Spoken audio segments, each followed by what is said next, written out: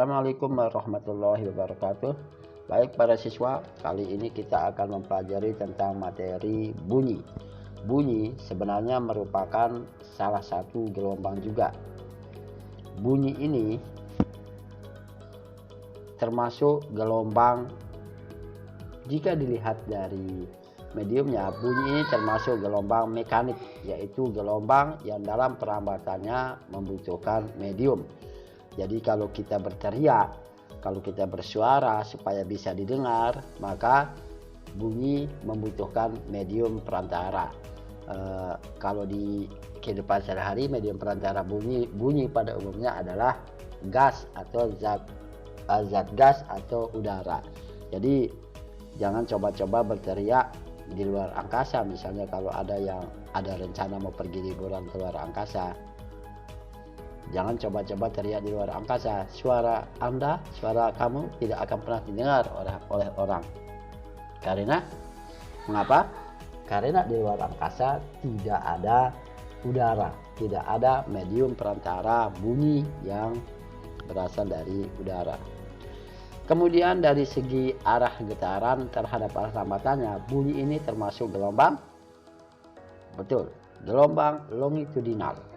Gelombang yang sejajar antara arah getaran dengan arah rambatannya.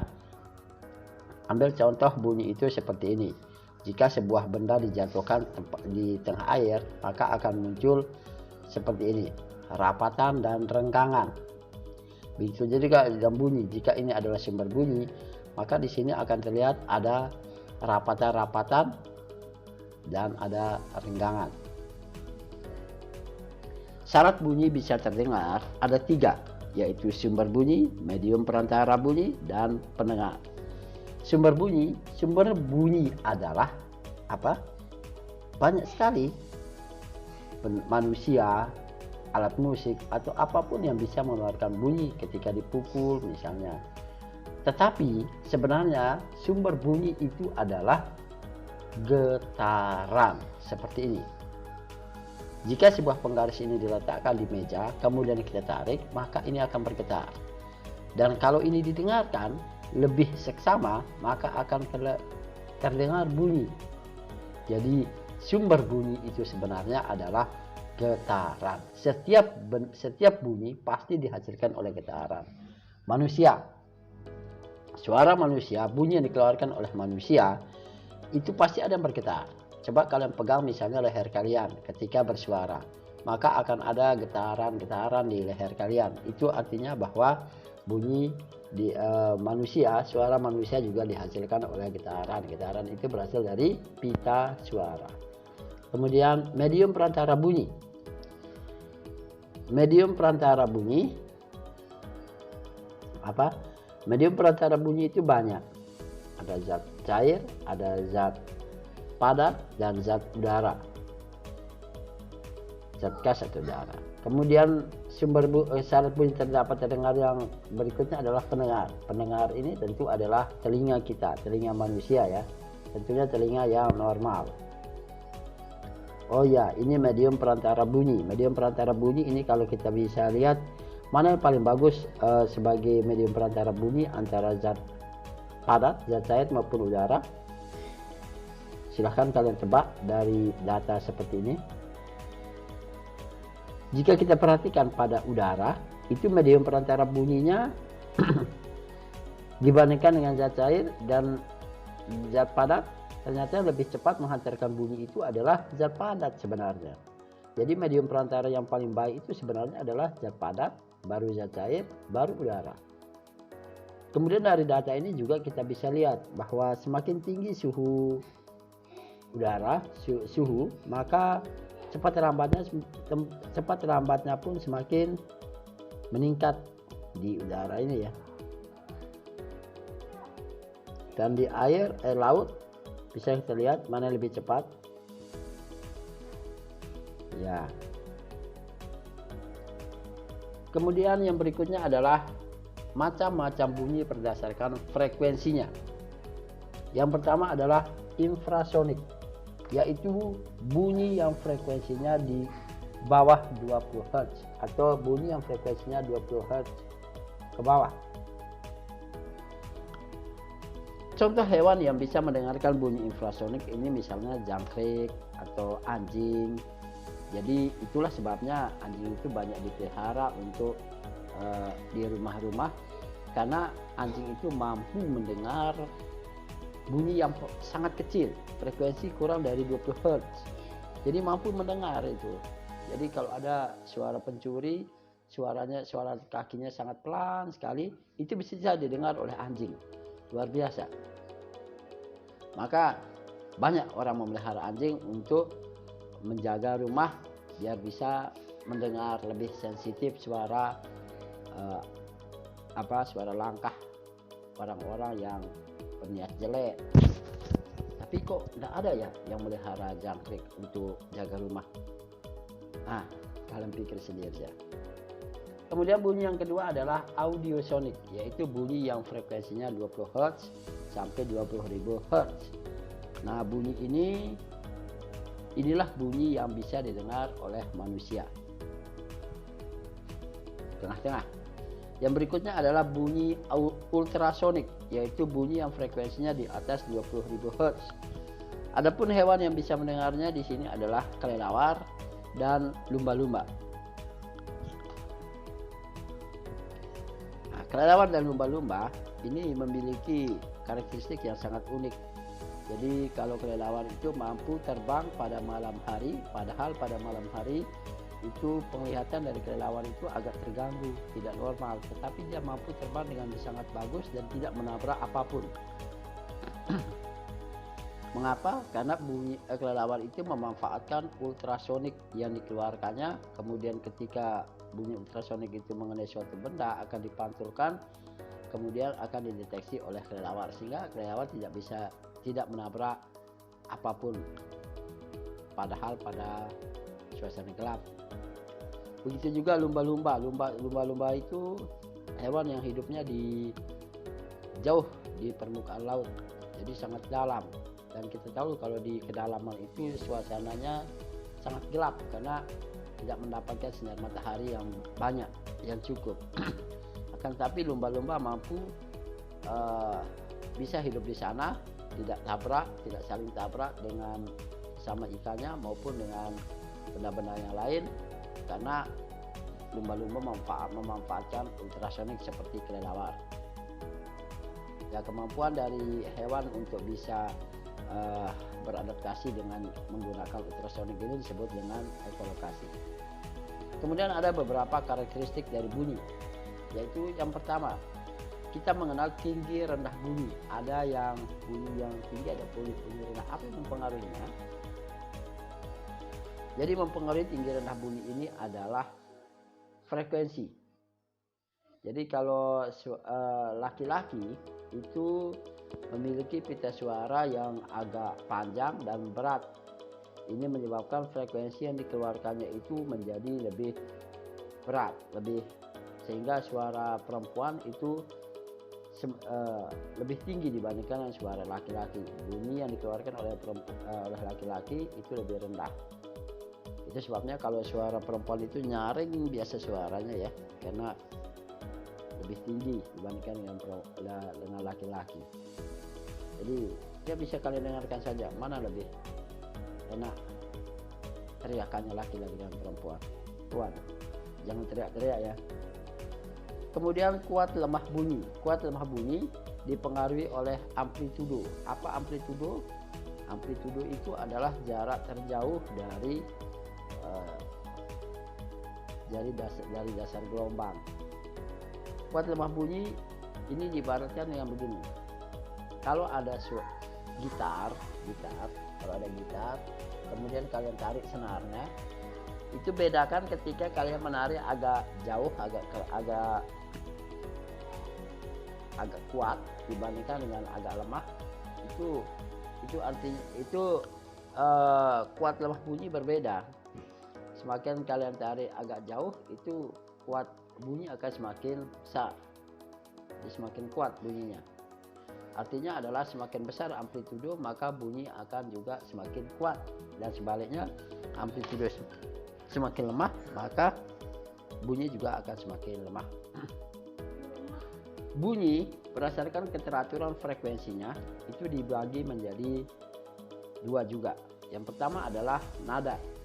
Nada adalah bunyi yang frekuensinya teratur. Jadi frekuensinya teratur sehingga enak didengar. Apa contohnya yang bisa mengeluarkan nada ini? Betul, alat musik, kemudian penyanyi, suara penyanyi yang bagus, Ariel Noah itu bagus suaranya ya, karena dia mengeluarkan nada. Beda kalau kita yang menyanyi, bukan nada yang dikeluarkan, tetapi tidak tahu. Nah inilah ya bunyi yang kedua, yaitu desah. Desah adalah bunyi yang frekuensinya tidak teratur. Ya kalau tidak teratur ya tidak seenak suara dari penyanyi atau alat musik yang tadi. Jangan-jangan suara kalian itu termasuk desah ya, bukan nada. Nah, silahkan kalian nyanyi sendirilah. Desah ini contohnya ini, suara ombak, daun yang ditiup angin, suara apa lagi? Ya kalian pikirkan sendiri. Jadi banyak sekali nada dengan desah bedanya ya.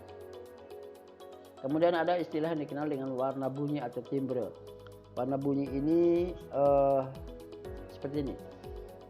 Setiap alat musik itu suaranya pasti berbeda walaupun nadanya sama. Misalnya kita ambil dia punya nada C, semua nada C antara seruling dengan gitar, antara gendang atau apa nadanya ya, walaupun nadanya sama tetapi beda, suaranya beda. Kenapa? Karena ini yang dikenal dengan warna bunyi. Setiap benda memiliki karakteristik bunyi yang berbeda, warna bunyi. Atau misalnya si A dengan si B, walaupun sama-sama laki-laki misalnya, tapi suaranya ya berbeda.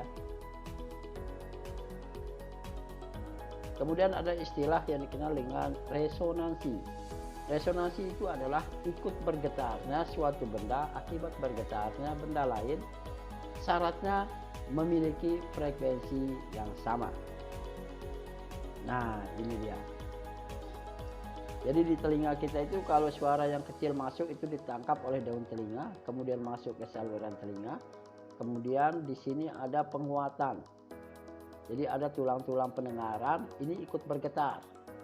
Jadi ketika membran timpani atau genang suara itu bergetar, maka tulang-tulang telinga ikut bergetar. Ikut bergetar ini mengakibatkan suaranya akan menjadi semakin besar. Atau gitar. Di dalam gitar itu, di gitar itu ada sebuah lubang. Lubang ini disebut dengan lubang resonansi. Jadi jangan sepelekan lubang ini. Lubang ini fungsinya kalau dipetik ini suara gitar pasti terdengar. Tapi dengan adanya lubang resonansi pada gitar, maka suaranya akan menjadi lebih besar lagi karena ikut diperkuat dengan resonansi tersebut.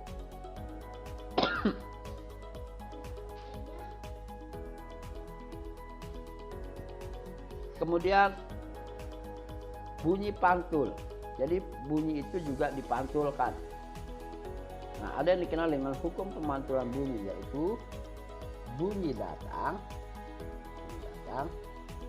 garis normal, dan bunyi pantul terletak pada satu bidang datar. Besarnya sudut datang ini, sudut yang dibentuk oleh bunyi datang dengan garis normal, dan sudut pantul ini sama. Sudut datang dengan sudut pantul ini sama. I sama dengan R, pasti sama. Itulah hukum bunyi pemantulan, bunyi pantul. Kemudian macam-macam bunyi pantul. Yang pertama adalah bunyi pantul yang terdengar bersamaan dengan bunyi asli. Nah, bunyi pantul yang terdengar bersama dengan bunyi asli, atau dengan kata lain bunyi pantul yang memperkuat bunyi asli. Jadi kalau kita bersuara pada ruangan yang kecil itu biasanya suara kita besar karena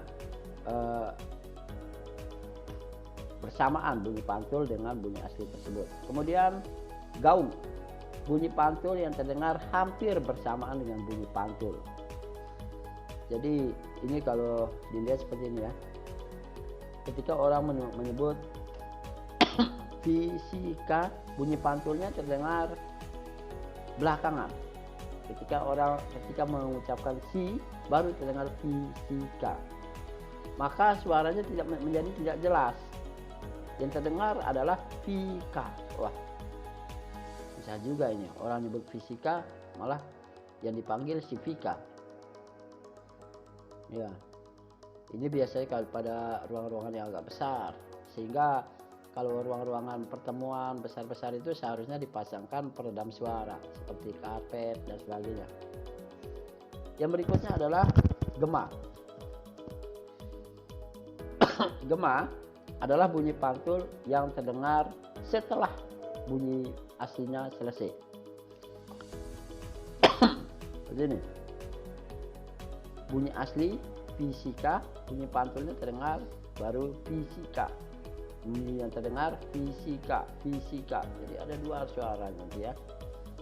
Jadi fisika, fisika, fisika, fisika. Nah, itu biasa kalau kalian teriak-teriak itu di perbukitan, itu biasa ada suara terdengar. Setelah selesai teriak, nanti muncul lagi teriak. Jangan dikira hantu, karena itu sebenarnya bukan suara hantu, tapi suara kalian sendiri itu. Itu namanya gema. Adapun beberapa pemanfaatan bunyi pantul, ekolokasi. Seperti tadi yang sudah dijelaskan, ekolokasi itu ini dimanfaatkan oleh kelelawar dan lumba-lumba. Kemudian terapi ultrasonik. Wah, ultrasonik ini frekuensinya sangat tinggi, sehingga banyak sekali ini bisa dimanfaatkan untuk menghancurkan batu ginjal.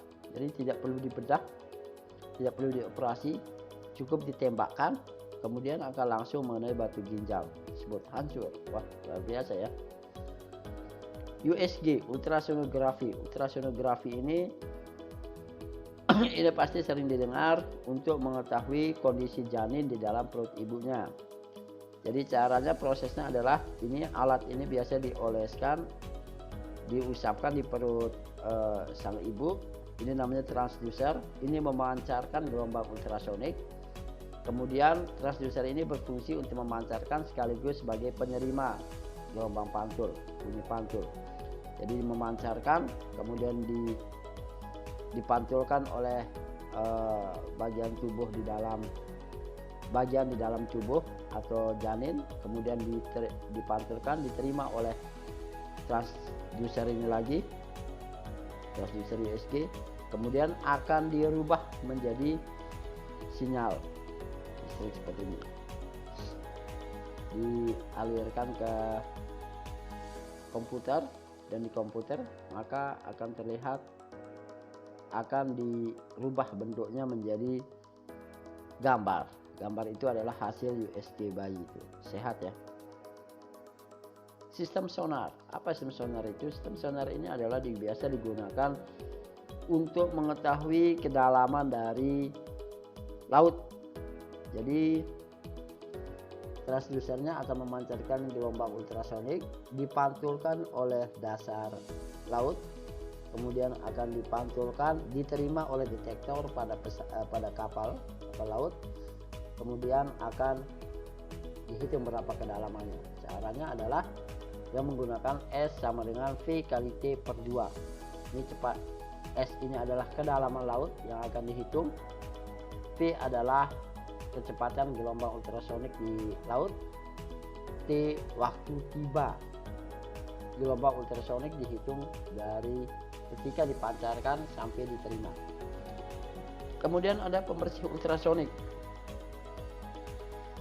Pada beberapa peralatan medis ataupun pada perhiasan itu kan ada lubang-lubang yang agak kecil sekali. Itu tidak mungkin menggunakan lap, tisu, tidak mungkin, sangat sulit. Oleh karena itu ada cara yang lebih canggih, yaitu menggunakan